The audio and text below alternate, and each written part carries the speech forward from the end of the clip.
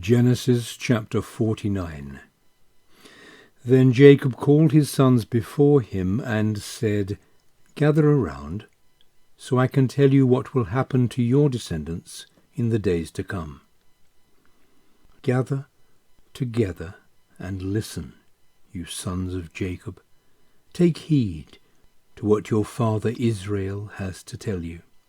Reuben, you are my firstborn, recipient of my strength and first manifestation of my creative power, destined to lead my sons, the greatest in power.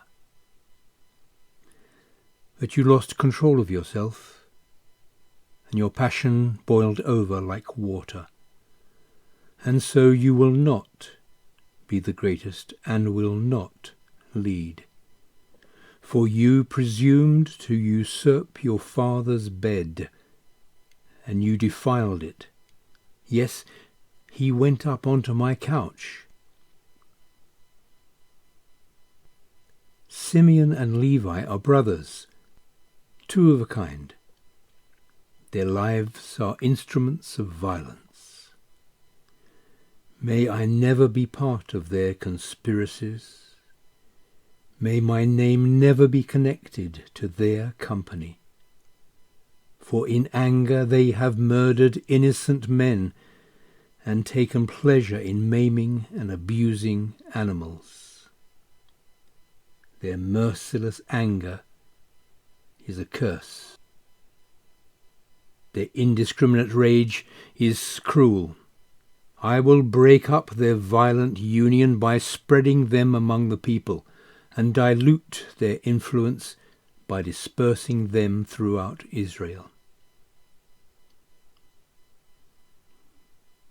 Judah, your brothers will praise your power.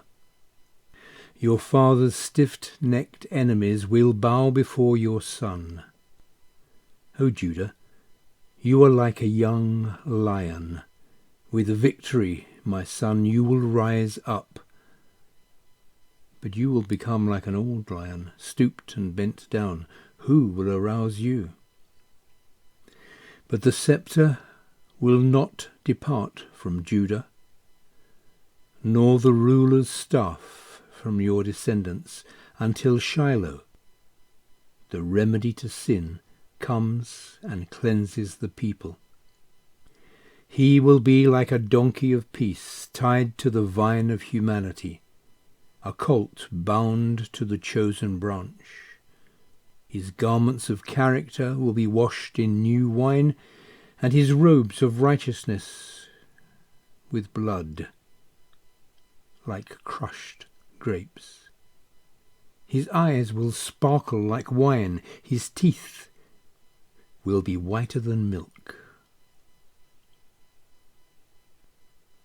Zebulun will live by the coast, and be a haven for ships, with borders to Sidon.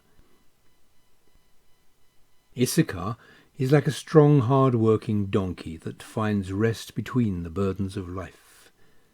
For the reward of a comfortable home and a peaceful land, your descendants will carry many burdens, and be slaves to their own ambitions.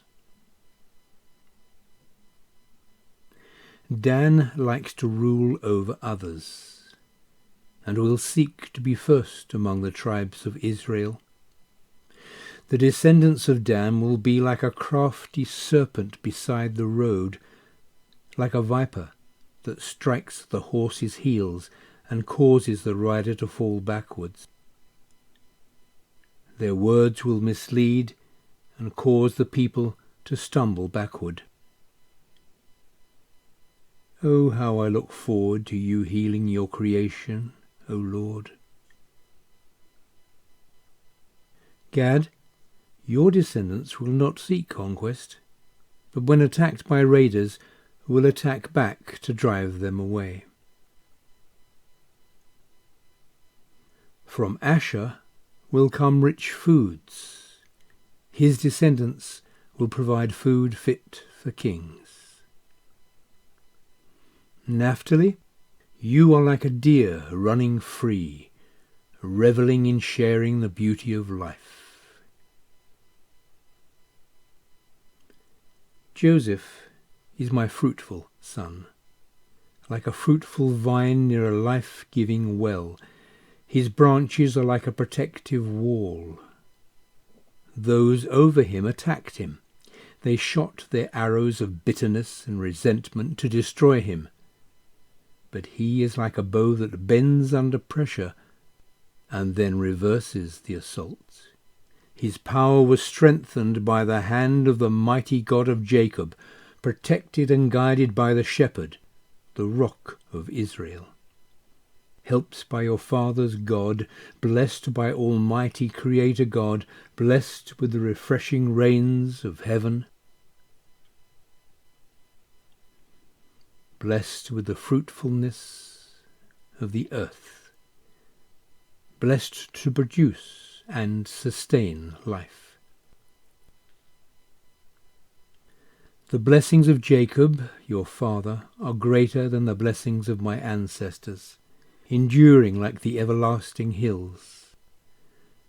Let all these blessings rest upon Joseph's head, on the brow of the prince who was set apart from his brothers. Benjamin is like a ravenous wolf, devouring enemies in the morning and dividing plunder in the evening. These are the 12 tribes of Israel, and the blessing that their father spoke to them before he died. He gave each one the blessing that was right for them. Then Jacob gave them these instructions. I am soon to join my ancestors in the sleep of death. Bury me with my fathers in the cave in the field of Ephron the Hittite. This is the cave in the field of Machpelah, near Mamre in Canaan, that Abraham bought from Ephron the Hittite as a burial site. There Abraham and his wife Sarah are buried. Isaac and his wife Rebekah are buried. It was there that I buried Leah. The field and the cave in it were bought from the sons of Heth. When Jacob had finished giving these instructions to his sons, he curled up in bed, breathed his last, and joined his ancestors asleep in death.